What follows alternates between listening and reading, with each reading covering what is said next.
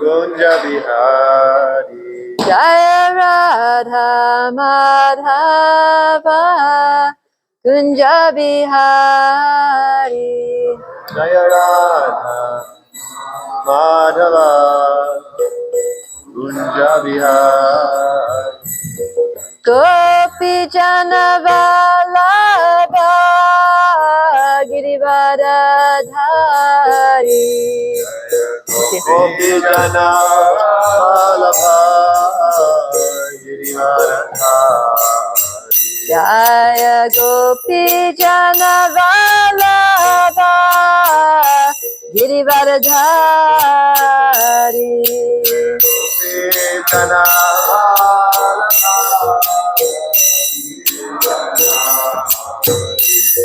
Yashodanandana Vrajajana Ranjana.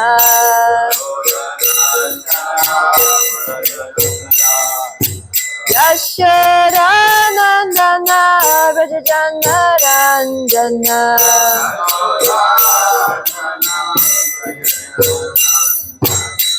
Yamuna Tira Vanachari.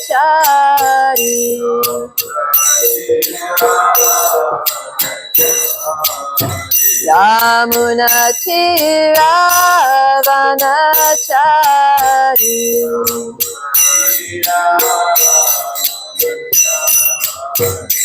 Jaya Radha Madhava Kunja Bihari.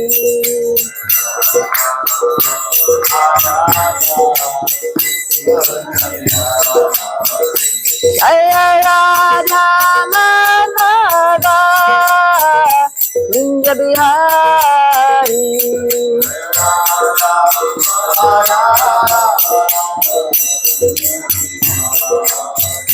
Jaya Prabhupada, Prabhupada, Prabhupada, Srila Prabhupada.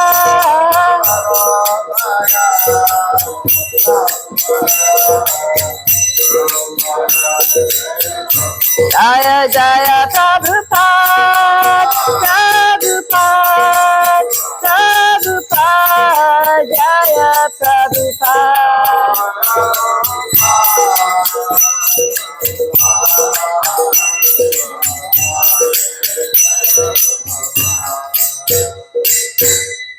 Gaura Premanandi. Om Namo Bhagavate Vasudevaya. Om Namo Bhagavate Vasudevaya. Om Namo Bhagavate Vasudevaya. Narayana Namaskritya Naram Chaiva Narottamam Devim Saraswatim Vyasam Tato Jayamudirayat Nashta Prayeshu Abhadreshu Nityam Bhagavata Sevaya Bhagavati Uttama Shloke Bhaktir Bhavati Naishtiki Om Ajnanatimirandasya Gyananjana Shalakaya Chakshurun Militan Yena Tasmai Shri Gurave Namaha.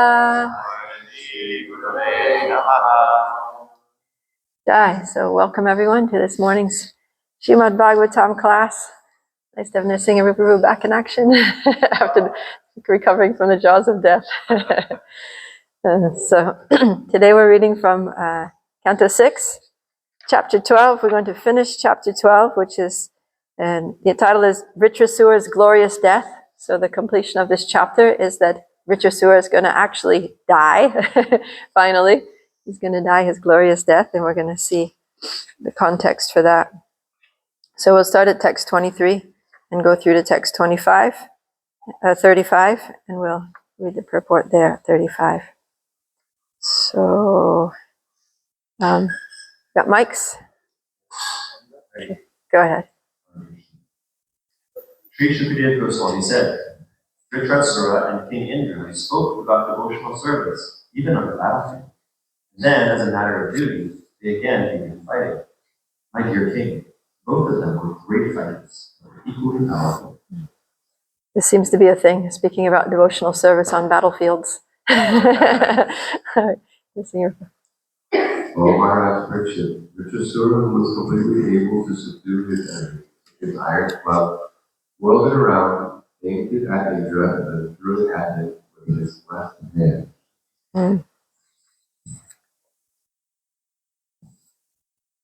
With his powerful and set of weapons, Indra simultaneously cut to pieces Vritrasura's crop and his remaining head. So Indra's starting to get some confidence, right? He's actually starting to use that thunderbolt and inflict some damage on Vritrasura. Vritrasura, bleeding profusely, his 2 arms cut off at their roots, looked very beautiful, as a fine mountain whose wings had been cut to pieces by Indra. It's interesting because even though Vritrasura is a demon, and generally demons are not very beautiful, and what to speak of having your arms cut off and bleeding, it's not usually a beautiful sight, but because Vritrasura was a devotee, then his internal beauty was coming through, his effulgence and the beauty of his character, because now he's in a position of full surrender to the Lord. So that's what... Are very powerful, physical strength and endurance. He placed his lower jaw on the ground and his upper jaw in the sky. His mouth became very deep, like the sky itself, and his tongue resembled a large serpent. With his fearful, death-like teeth, he seemed to be trying to devour the entire universe. Thus, assuming a gigantic body, the great demon Vritrasura shook even the mountains and began crushing the surface of the earth with his legs, as if he were the Himalayas walking about. He came before Indra and swallowed him, and Aravatha, his carrier, just as a big python might swallow an elephant. So he gulped up Indra as well as Airavata, his elephant. He swallowed them whole. Okay, that's Ashri. When the demigods along with the Brahma and the Prajapatis and other great sacred persons saw that Indra had been swallowed by the demon, they became very nervous. Alas, my lamented. What a calamity, what a calamity. The protective armor of Narayana, which Indra possessed, was identical with Narayana himself, the Supreme Personality of Godhead. Protected by that armor and by his own mystic power, King Indra, although swallowed by Vritrasura, did not die in the demon's failure. Okay, so there's hope. The thunderbolt, King Indra, was extremely powerful, pierced through Vritrasura's arm and came out. Indra, the killer of demons, followed. Then immediately cut off Vritrasura's head, which was as high as the peak of a mountain.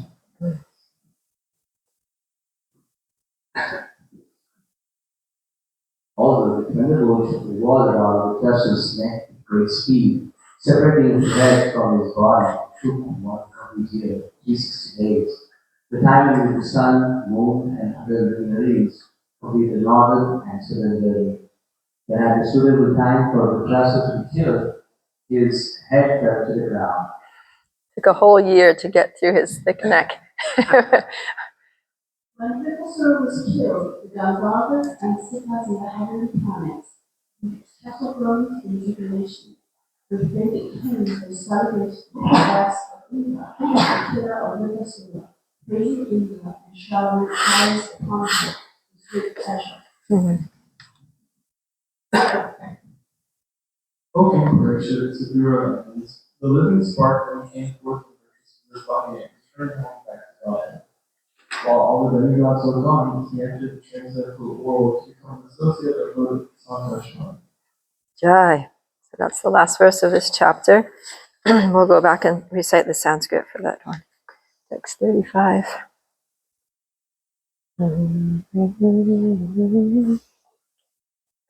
That's, oh, right. Vitrasya deha niskrantam Atma Jyotir Arindama Pashyatam Sarvadevanam Alokam Samapadyata Vitrasya deha nishkrantam Atma Jyotir Arindama Pashyatam Sarvadevanam Alokam Samapadyata. Please chat.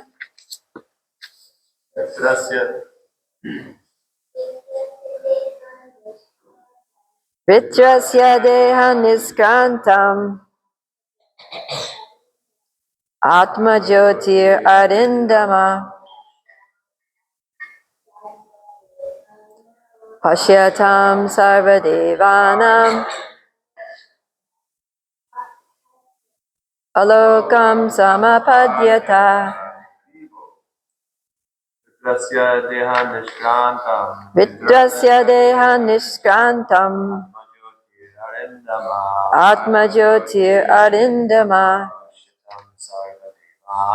Pashyatam Sarvadevanam Alokam Samapadyata. Vitrasya deha niskrantam Atma Jyotir Arindama Pashyatam Sarvadevanam Alokam Samapadyata. All right, let's do the word for word together. Vitrasya of Vitrasura, Dehat from the body, Nishkrantam coming out, Atma Jyoti the spirit soul which was as brilliant as the effulgence of Brahman, Arimdama, O King Parikshit, subduer of enemies, Pashyatam, we're watching, Sarvadevanam, while all the demigods, Alokam, the supreme abode filled with the Brahman effulgence, Samapadyata, achieved. Translation and purport by His Divine Grace A.C. Bhaktivedanta Swami Srila Prabhupada Ki Jai. O King Parikshit, subduer of enemies, the living spark then came forth from Vritrasura's body and returned home back to Godhead. While all the demigods looked on, he entered the transcendental world to become an associate of Lord Sankarshan. So Vritrasura went back home, back to Godhead. Ki Jai. Purport.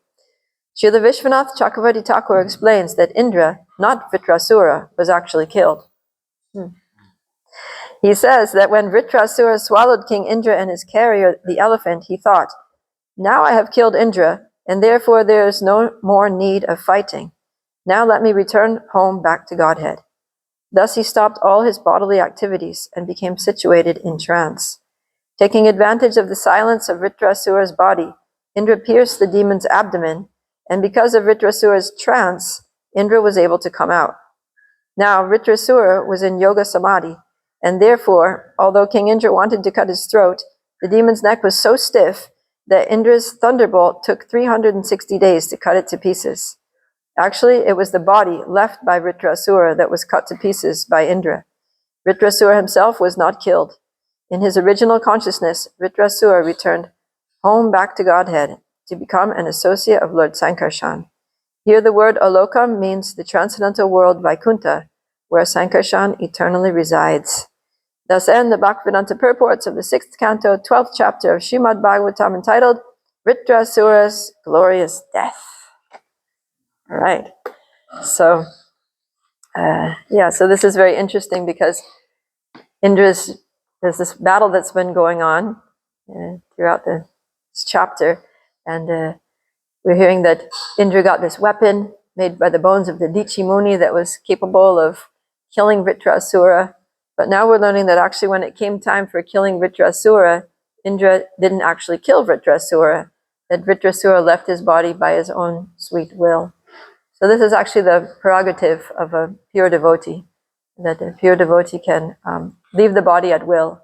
And we see some examples of that, right? Like grandfather Bhishma Dev, he could choose the time of his death, and so he was lying there in the battlefield of Kurukshetra, pierced by so many arrows. I don't know. Hare Krishna, yeah.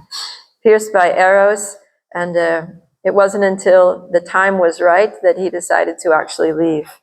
And I think it was mentioned here in one of the verses that, says that then at a suitable time for Vritrasura to be killed, his head fell to the ground. But even then, Vritrasura had already left the previous suitable time of his choice. So, Prabhupada is quoting Vishwanath Chakravarti Thakur's commentary on this verse and this event. So I looked up Vishwanath Chakravarti Thakur's commentary there in the Acharya's commentaries. And so he comments that when Vritrasura swallowed Indra, he was thinking, he kind of became a little hopeless in one sense, because he was like, come on, kill me, I'm supposed to be killed, and I want to be killed because this is my ticket back to Godhead. So after swallowing Indra, he became hopeless, like, well, he's not going to be able to kill me because he's like in here, he's incapacitated, and so I had better just leave. So then by his yogic powers, he thought, I'll just use my yogic powers and I'll just leave my body and rejoin my Lord. He was eager to be by the side of the Supreme Personality of Godhead. So then he just entered into samadhi, and he summoned his mystic yogic powers, and he, by the strength of yoga, he pushed his soul out of his body. And this all happened while the demigods were looking on. So it says here, Pashyatan Sarvadevanam, that the demigods actually saw Vritrasura's soul, the soul of Vritrasura, leaving that body and shooting off to Vaikuntha. So that must have been quite a sight. And yet the weapon kept, I imagine it going around and around, at his neck, trying to gradually sever it from his body. And it took so long because Vritrasura, one, he was gigantic because he'd assumed that huge form, and two, because he was already dead. So then rigor mortis sets in, the body becomes stiff and hard, and the weapon was struggling to get through. So, so there's many interesting things here in this section about Vritrasura's glorious death. And I was thinking that Vritrasura, even though he was a demon, he achieved the perfection of life.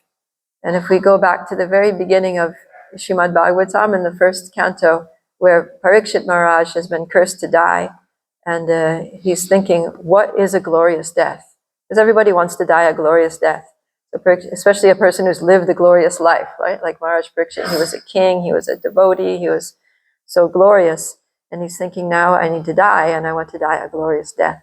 So how do I do that? What is the duty? What is the process for perfecting this life? And so in the end of Canto 1, Chapter 19, which is the last verses of Canto 1, he says, what is the way of perfection for all people, and especially those about to die? So how do I perfect, how do I bring about for myself the perfect death, which will be the perfect life, the culmination of a perfect life? And he goes on, what should a person hear, chant, remember, and worship? So specifically what to do. And he also asks, and what should one not do? Right? So then Shukadeva Goswami answers in the next canto, in the beginning of the next canto, he says, Etavan Sankhya Yoga Abhyam Swadharma Parinishtaya Janmalabha Parapumsam Ante Narayana Smriti. It says the highest perfection of human life, whether it's achieved by knowledge of matter and spirit, by practice of mystic powers, or by perfect discharge of occupational duties, is to remember the Supreme Personality of Godhead at the end of life. Ante means the end, and then Narayan means the Lord Narayan or Krishna, and Smriti means to remember. So he's saying that somehow or other, whatever works for you, right? But somehow or other, remember Krishna. And Rupa Goswami says the same thing in Bhakti Rasamrita Sindhu. He says, Yena tena prakarena mana Krishna niveshayat. That somehow or other. And so Shukadeva Goswami is saying, whether by Sankhya, whether by analyzing this world and understanding the difference between spirit and matter, whether by mystic powers, by yoga, whether by swadharma, by perfect execution of your occupational duties and gradual elevation of consciousness to spiritual consciousness, somehow or other, just remember the Lord. It doesn't matter how, but somehow remember the Lord. So Vritrasura was a demon. So how was he able to remember the Lord? Well, we're going to hear about his backstory in the forthcoming chapters. That as Chitraketu, he was blessed by Angira and Narada Muni gave him a mantra, and to chant this mantra, and it was composed of the names of God, and specifically the names of the 4 forms of Narayan that appear at the very beginning of the creation, from whom the Purusha avatars expand and creation takes place. So those 4 are sometimes called the Chatur Vyuha, the Vasudev, Sankarshan, Pradyumna, and Aniruddha. So he was chanting a mantra of those 4 names of the Lord. And so after a short time, actually, because he was very focused, very concentrated and attentive in his chanting, after a very short time, then one of those 4 personalities, Sankarshan appeared to him. And so he got this beautiful darshan of the Lord, the personal form of the Lord. And it's described that Sankarshan is an expansion of Balaram. He's kind of like Krishna. In Krishna is the Supreme Personality of Godhead. In Goloka, he's Krishna, the transcendental cowherd boy. But when Krishna is in Vaikuntha, then he's not a cowherd boy, he is Narayan. Right? So Balaram is also there in Goloka as a cowherd boy, Krishna's brother and best friend, and the cowherd boy Balaram, who goes out herding the cows and everything with Krishna every day. But when Balaram appears in Vaikuntha, then he becomes Sankarshan. And he looks similar. He has a white form, he wears a blue dhoti, but instead of wearing a turban, he wears a helmet, and he has, weapons and 4 arms. He's kind of like the equivalent to the Krishna and Vishnu of Goloka Vaikuntha, and Balaram and Sankarshan. So Chitraketu was very attracted by this form of Sankarshan, having seeing his beautiful form right before his eyes, and so that stuck in his mind. And then later, as Vritrasura, he remembered the form of Sankarshan, and he meditated on Sankarshan at his final moment. That's what it's saying here. Yeah, and so because he had the darshan, because he had a affection for the Lord and appreciation for the Lord and desire to serve the Lord, he was eager to get back to him. He didn't want to prolong things. And actually this whole situation of his being born as a demon was a blessing by the Lord to speed things up, right, to make it quicker. Because if he had stayed in demigod in the Gandharva Loka as Chitraketu, in his in-between life, as Chitraketu the king on earth, and then Chitraketu the demigod in the heavenly planets, would have been a long, long time, right? Would have been, the demigods lived for so long, and then also the chances for a demigod to go back home, back to Godhead, just from that demigod life is very slim. It's very unlikely. They usually have to come to birth and then perform bhakti yoga and all this. So the Lord gave him a benediction of being cursed. So Parvati's curse was a blessing, as are most blessings of great sages. They actually benefit the person who's cursed. So then he could make it very quick. He was born as a demon, and he could remember the Lord. And he, like Mahaprabhu was saying the other day, he lived a very short time. His life was very short. He basically lived. He ate some weapons. He got in a fight, and he was killed, or he left. So, and then back home, back to Godhead, woohoo, free from the cycle of repeated birth and death in this material world. So it's interesting here that in the purport, Prabhupada says, Srila Vishwanath Chakravarti Thakur explains that Indra, not Vritrasura, was actually killed. So in what sense was Indra killed? Because we don't see him being killed. We see him winning and living on, and being reinstated as a king of heaven in all of his glory. And so in the Vedic sense of death means rebirth. Right? So because in one sense, the soul, not in one sense, but in the absolute sense, the soul doesn't die. We never die, right? Hanyate, hanyamane, sharire. The soul is eternal, ever-existing, primeval, and immortal. He is not slain when the body is slain. So there is no death. So what does it mean to be killed? And in the Vedic interpretation or explanation of death is that you need to take birth again. And death. So because Indra lived, he wasn't killed in the battle, and he continued living as a demigod, then he was going to have to leave his body and take birth again, which means that he would be killed. So basically, the fact that Indra wasn't killed means that he was killed. The fact that he didn't die that glorious death and go back to Godhead means that he was killed, because he's going to have to actually die, because he's going to have to take birth again. So, yeah. So there are some verses in Bhagavatam that say, like, for example, Ayur Harati Vaipumsam Udyan Astan Jayan Aso Tasyarte Kshana, what is it? Tasyarte, huh? Say louder.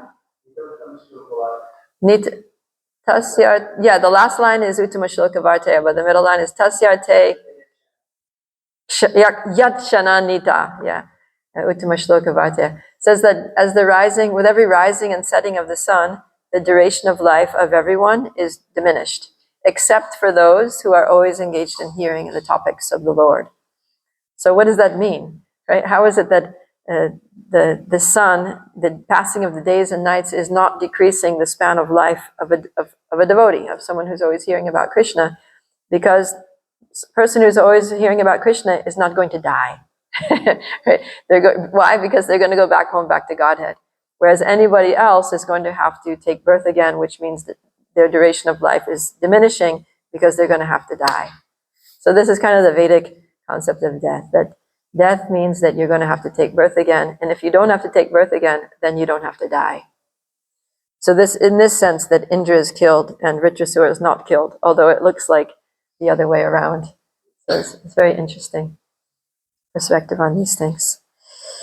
So one very important lesson that we learn here from this pastime of Vritrasura is that there's no impediment to pure devotional service. Because Vritrasura, he's born as a demon. You know, he doesn't have a nice devotee mother and father. He didn't go to Gurukul. He didn't study Bhagavad Gita. His life as Vritrasura, he didn't, chant any mantras. But still he went back to Godhead. Because internally, he was remembering the Lord, because he had that training in previous lifetimes. So it doesn't matter, what family we're born in, what country we're born in, what our gender, our age, or anything. The only thing that matters is our consciousness. We can be Krishna, and there's no material impediment to bhakti. We just need to think of Krishna. And so Vritrasura was able to do that by the mercy of the Lord. And he meditated on Sankarshan. And I was thinking that, there's this verse also from 3rd Canto 3:9-11 that talks about how whatever form of the Lord we like to meditate on, then that's the form that we're going to attain. We're going to go to that place where that form of the Lord lives eternally, and we're going to live and serve him eternally there. So because Vritrasura was meditating on Sankarshan, then he went to the Vaikuntha planet where Sankarshan was residing. So whatever form of the Lord we're attracted to, we go there. So there are many forms of the Lord, but Srimad Bhagavatam directs us to Krishna, right? Krishna is the summum bonum. And the whole, the reason, of course, Srimad Bhagavatam presents many different incarnations. In the 2nd canto, there's so many incarnations of the Lord are described, and then later a lot of them are elaborated on in more detail. But then when the 10th canto comes, that's the summum bonum, right? It's summum bonum literally means the ultimate goal, or the ultimate good. So the ultimate good or the ultimate goal is Krishna. And actually the only reason that Bhagavatam describes the other incarnations of the Lord is to glorify Krishna. that all these incarnations are just portions or plenary portions of Krishna, but Krishna is the Supreme Personality of Godhead, and it just adds to his glories, right? It's just like if a parent has really nice children, then that adds to the glories of the parent, right? Or if somebody has, has written a lot of books, or, constructed amazing things, many accomplishments in this world. So they add to the person's glories. So in the same way, the fact that Krishna has many incarnations and expansions, those are just all, like he says in Bhagavad Gita, that all these wonderful manifestations are just a spark each one is just a spark of my splendor. So each incarnation is just a spark of Krishna's splendor. And the more we know about Krishna and his incarnations, the more we can appreciate how great and how wonderful Krishna is, how inconceivably potent he is. So, and Krishna says this in Bhagavad Gita 18:65, where he says, Manmana bhava madbhakto madhyaji mam namaskuru mame vaishyasi satyante pratijane priyosime. He says, always think of me, become my devotee, worship me, offer your obeisances to me, and thus you will come to me without fail. I promise you this because you're my very dear friend. So, and in the purport there, it's very interesting. It's probably my favorite purport in the Bhagavad Gita, because Srila Prabhupada really focuses. Do we have here? Yeah. I'll just read a little bit of this purport maybe. So this is 1865. And this is right before the conclusion of Bhagavad Gita, to abandon everything and just forget about everything, forget about everyone else, and just surrender to Krishna. So this is really the point that that Krishna is driving home in his instructions to Arjuna, as he concludes his instructions to Arjuna in Bhagavad Gita. And Srila Prabhupada also, he says, life should be so molded that one will always have the chance to think of Krishna. One should always act in such a way that all his daily activities are in connection with Krishna. He should arrange his life in such a way that throughout the 24 hours he cannot but think of Krishna.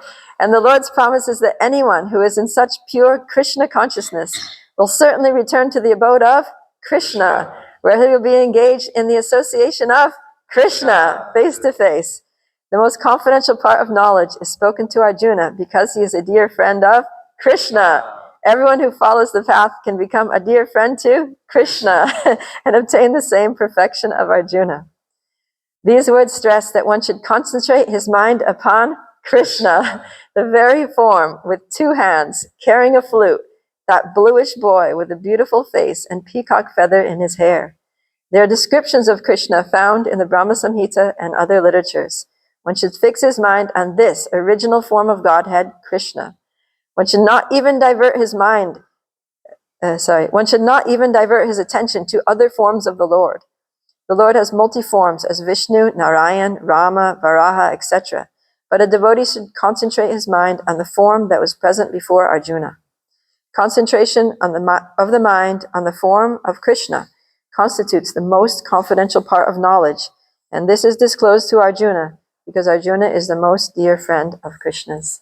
So this is very clear right there. Just think of Krishna, focus on Krishna, serve Krishna, be a devotee of Krishna. Krishna is saying it in this verse. Prabhupada's making it very clear. Don't be distracted by these other incarnations. Okay, it's nice to hear, Ram Leela. It's nice to hear about Lord Varaha on his appearance day. And there's Singadev, everybody likes the pastor Prahlad Nrsimha. So much is there in the 7th canto. But it's just to help us to surrender to Krishna and understand the potency of Krishna and how Krishna is the cause of all causes. Vasudeva Sarvamiti Samahatma Siddhulabha. That it's very rare for one to actually understand Krishna and come to the real conclusion of Srimad Bhagavatam, that we need to focus our mind on Krishna. And so having said that, it's also true that we have our eternal constitutional position in the spiritual world, and we may be a resident of Vaikuntha, right? Like Vritrasura Chichiketu apparently is an eternal associate of Lord Sankarshan in Vaikuntha. And so if he had meditated, instead of meditating on Sankarshan, if he had meditated on Krishna, would that have been a blunder on his part? Would that have, caused confusion in his meditation? Or would it cause some delay in his attaining his goal? The answer is no, because within Krishna is everything, right? That's just saying Vasudeva Sarvamiti, that Krishna is the cause of all causes and all that is. So all the other incarnations of the Lord are included within Krishna. But Krishna is not necessarily included in all the other incarnations of the Lord, right? None of the other incarnations has all the qualities of Krishna, certainly not the pastimes of Krishna, and nor the associates of Krishna. So it's kind of like, Krishna says in the Bhagavad Gita that all beings are in me, but I am not in them. Right? He says, how's it go? Matstani sarva bhutani nachaham teshvavastitaha. That everything is situated in me. Everything, everyone, everything that exists is in me, but I'm not necessarily in them. Right? In the same way that, like, if you think of the ocean, so in the ocean there's so many drops. So all the drops are in the ocean, but you can't say, but the whole ocean is not in every drop, right? So it's like that. All the different incarnations and expansions are all just like little tiny specks compared to the whole Krishna, and they're all included in Krishna, but Krishna is not in every incarnation. He's not in every, in one sense, Kshirodakshaya Vishnu is there, right? And Super Soul's in every atom, is in the heart of everyone, but we're talking about Krishna, we're not talking about Kshirodakshaya Vishnu. So Krishna, like Prabhupada says, that transcendental, the bluish boy with a beautiful face and peacock feathers who has 2 hands and carries a flute, he's in his own category. He contains everything, but he's not in the other incarnations. So when we worship Krishna, we're worshiping everyone. And there's that analogy from Bhagavatam that, like watering the root of the tree or supplying food to the stomach, then the whole body is satisfied. The whole tree is nourished. So we're safe just worshiping Krishna. And that's why Srila Prabhupada gave us Krishna. He gave us Radha and Krishna and directed us to just worship Krishna. Because whoever you are eternally, you will realize that by worshiping Krishna. And by the grace of Krishna and the devotees of Krishna, their mercy, then we'll be able to understand our eternal constitutional position, even if it's not in Goloka with Krishna. That Krishna will illuminate that for us as we worship him. So, and those are some of the points that I wanted to make. Any questions or comments or reflections on these points?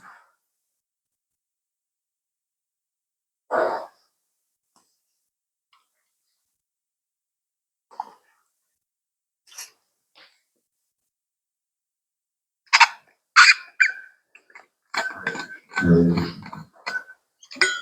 wondering about this last point. By serving Krishna, we automatically please everyone. I've never understood this. So, like, we're sitting here serving Krishna by discussing his pastimes. How are people in the neighborhood, pleased? Maybe I'm thinking of it in that way, but you don't really understand. Yeah.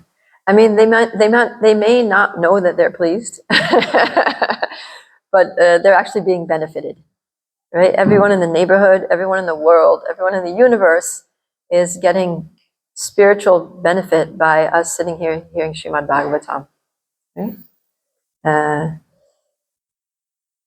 So there's so many examples of that one person's devotional service brings about good for everyone, or conversely, one person's demoniac activities bring about bad consequences for everyone, right? Like when Vena was the king, then it was a terrible condition for everyone on the planet. The earth refused to produce food. There was scarcity. There was fear. The Brahmins weren't able to perform their sacrifices properly. The demigods were being aloof. They didn't want to get anywhere near it. And so everything became inauspicious, and the blessings of higher beings were lacking, and even the earth was not cooperating, and the basic necessities of life were not there because of one person's of course he was the king, but still it was one person, his demoniac behavior. It was creating like a collective karma situation for everyone. And then afterwards, when the Brahmins put an end to Vena and they ushered in the reign of Prithu Maharaj, then the whole thing changed, because Prithu Maharaj was a devotee. So now the earth was like, wow, a devotee king. Now we want to support him, and we want to support the praja under his rule and make everybody happy. And so then the earth started producing in abundance. There was so much prosperity. The weather was good. The climate became, very regulated. It would rain, a nice, peaceful, gentle rain every night, beautiful sunshine during the day, which was ideal for agricultural production. And everything just became auspicious. The sacrifices were going on. The demigods were pleased. They were bestowing all benedictions and necessities for human beings. So, like that. So people may not realize how much devotees chanting Hare Krishna in their neighborhood, or hearing Bhagavatam, doing so many services, worshiping the deity, the presence of the deity, how much that's benefiting them. But it's having huge consequences, like beneficial consequences. Yeah. And one day people may appreciate it. Like we can see, just even materially speaking, the quality of living in the neighborhood has risen since the temple was established here, and more devotees have moved into the neighborhood. So quality of life has gone up. The neighborhood has become safer. It's become beautified. It's become more peaceful, better place to live. So like that, people are benefiting. Thinking of the example you gave is striking, that Prithu Maharaj, he was a king, and his devotional service profoundly impacted the whole planet. Mm. My challenge is understanding how someone who's not recognized in society can make much of a difference. So I like your point that the neighborhood you've seen around here improves. But this reminds me of the point that Hridayananda Maharaj often talks about, is Agyata Sukriti, how we rely too much on this. Mm-hmm. And we might get a little lazy. Like, oh, we're here chanting Hare Krishna, so the whole world benefits, and we just kick back on that. And forgetting that Srila Prabhupada, he went and met world leaders, and he wanted to give his books to world leaders. He wanted to revolutionize the whole planet like Prithu Maharaj. Yeah. So you can't be lazy in the name of, my bhakti benefits the whole universe. So, thanks for bringing up that point about Prithu Maharaj. Yeah, so it's both things, that our bhakti does benefit the whole universe, but also we can directly benefit people by talking to them, telling them about Krishna, inviting them to our programs, inviting them to eat at Kalachandji's. Sometimes devotees will go door to door, distribute cookies and things like that, right? Try to give people association, give them mercy in whatever way, shape, or form they will accept. So like that, both things. But I just remembered also that the Bhagavatam starts with the sages of Naimisharanya performing 1,000-year sacrifice for what? The benefit of humanity, because they know that Kali Yuga is coming and they want to help the world. They want to do good for the world. So they're doing a yajna to benefit humanity. So when we do Sankirtan Yajna, that's benefiting humanity. Yeah. Okay, any other thoughts about Ritras? Yes. So the question reminded me of the verse, which really, I just was reading a little bit. Go ahead and say the translation for those who don't know. Translation: May there be good fortune throughout the universe, and may all these persons be pacified. May all living entities become calm by practicing Bhakti Yoga. By accepting devotional service, they will think of each other's welfare. Therefore, let us all engage in the service of the Supreme Transcendence, Lord Shri Krishna, and always remain absorbed in God. It's really nice in the book where Prabhupada talks about the qualities of Vaishnava. I think it's exactly what you're saying. That by practicing it, you naturally become passionate and naturally think about it also. Yeah. So it's not just I'm worshiping Krishna, so I just don't do it. Naturally, communicate with us and then share that with others. Passionately. Yeah, and we see in that verse that Prahlad Maharaj is praying for the benefit of envious people, right? Dear Lord, may all envious people be pacified. So we can also pray for people out there who are envious and demoniac, materialistic, and we can pray for their benefit. May they become peaceful. May they find shelter in you. May they take steps forward in their Krishna consciousness. That's another way we can help. Oh, and if no one else. I'm thinking that this is highlighting the difference in my mind between Kanishka, the first level devotee, and a Madhyama devotee, is that the Kanishka devotee will get proud that, oh, my bhakti benefits the whole universe, so I'm going to sit here. It's self-absorbed. But as Mr. Rupa was pointing out, there's a level of compassion that one develops as one advances. I want to help others. I want to benefit others by this practice. So, yeah, we need to develop compassion in order to properly understand the teachings of Srimad Bhagavatam. Yeah, and I mean, if a person is thinking, oh, the world is benefiting by my bhakti, so I'm going to do 64 rounds a day or something, then they might also think that, well, the world is benefiting a little bit by my bhakti because I'm one person performing bhakti. But imagine if there were millions of people performing bhakti and chanting 64 rounds a day. So let me get more people to practice bhakti so that, we kind of like start tipping the scales here by the force of everyone's bhakti. Because that's also true, right? The more people are doing it, the more impact it's going to have. And Prabhupada said that if even 1% of the world's population becomes Krishna conscious, the whole situation of the planet will change. Just had his hand up, and then Nanda Braja. I do think it is sweet to say that I'm practicing bhakti for helping other people. In a sense, yeah, we see a few examples of people who are kind of frustrated. Not to say that it's a movie, but I do have a little bit of appreciation for them. Also, people who take care of the temple or things like that.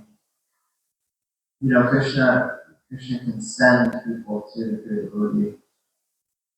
Anyways, it's not what I have. Yeah, I mean, it reminds me of Bhaktisiddhanta Saraswati Thakur because he was like such an amazing preacher, the lion guru and all that. But he spent 10 years of his life doing nothing but sitting in a hut chanting Hare Krishna. He was chanting like hundreds of rounds every day. And that was jumping in the Ganga. Yeah, I mean, that was to fortify himself and invoke the mercy of the Lord for the benefit of humanity. So we see that great souls do this. They're not just always giving, but they're also fortifying. They're also nourishing themselves. Throughout the Bhagavatam, we see many examples where before embarking on a mission, devotees will go and enter into long periods of meditation, right? Like Lord Brahma before creating, like the Prachetas before begetting progeny, and like that. There's many examples. And Bhaktisiddhanta Saraswati Thakur followed that example. Even Srila Prabhupada, when he was, preparing for coming to the West, which he knew he was going to do at some point, there was a period where he went to Advaita Bhavan in Shantipur, and he was just chanting and chanting and chanting and chanting to try to, just invoke the mercy of the Lord, knowing that without the mercy of the Lord, nothing's going to happen. So it's both, that we have to be balanced. We can't just be out there. In the early days of ISKCON, like in the